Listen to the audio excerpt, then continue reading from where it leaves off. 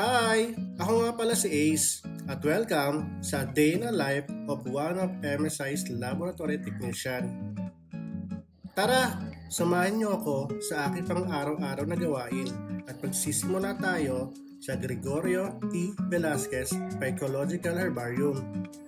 Dito makikita ang iba't ibang uri ng marine algae o seaweeds at seagrasses na naka-imbak simula pa noong 1970. Alam niyo ba na meron tayong humigit kumulang na 55,000 na voucher specimens dito sa herbarium? Ito ang isang halimbawa ng voucher specimen. Ang ganda, no? Curious ba kayo kung paano ito gawin? Tara, ituturo ko. Ang nakolektang seaweed ay ating ilalagay sa herbarium sheet.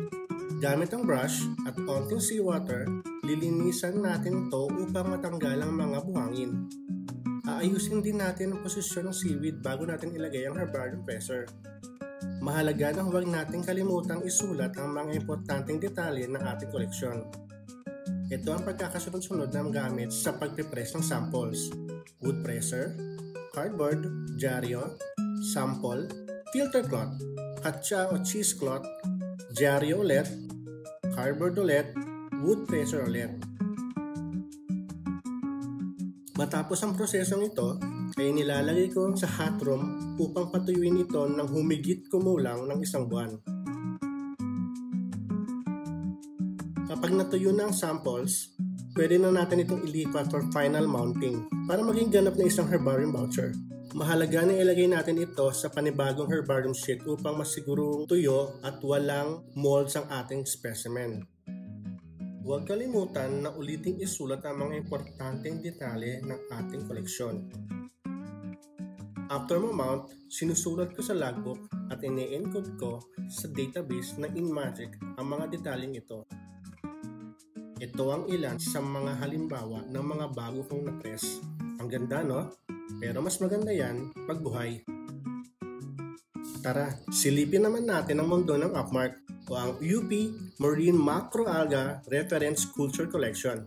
Ito ay established ni Dr. Wilfred John Sanchines noong 2018 bilang isang living library ng marine macroalga.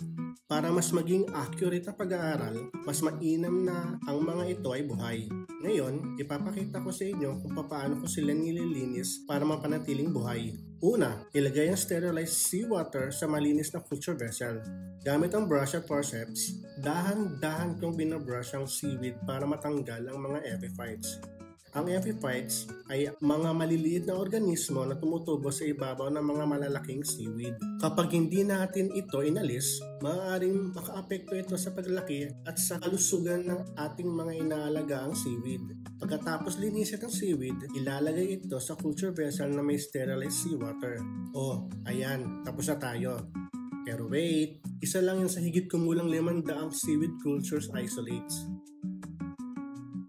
Kung may tanong kayo o gusto pang malaman, pwede nyo akong i-follow sa aking Facebook page o di kaya magpa-schedule ng tour sa UPMSI.